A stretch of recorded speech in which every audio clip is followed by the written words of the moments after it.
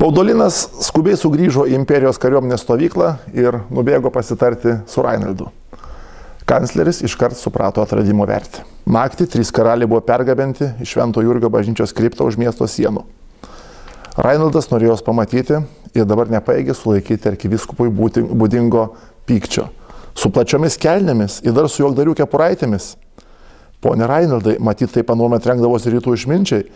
Prieš daug metų lankiausi Ravenoje ir ten mačiau mozaiką, kur ant imperatorienės Teodoros drabužio pavaizduoti 3 karaliai labai panašus į šiuos.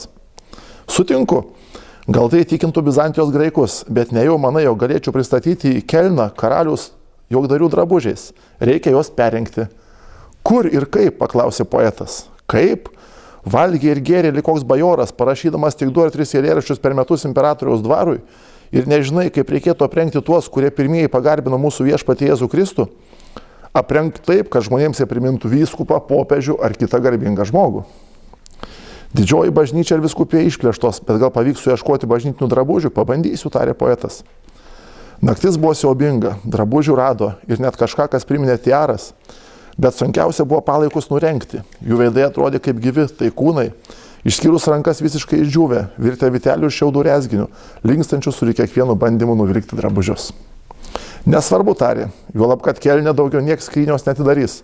Įkiškit pagalių, be to ir bet ko, kas juos sutvirtintų, panašiai kaip kaliausiems, tik žiūrėkit pagarbiai. Va Jėzau, manavo poetas, net nusigėręs iki žemės graibimo, nebūčiau pamanęs, kad teks persmegti karalių.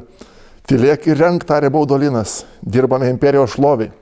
Poetas nepaliovė bjauriai burnoti ir karaliai tapo panašus į šventosios Romos bažnyčios kardinolus. Taigi, klausimas paprastas.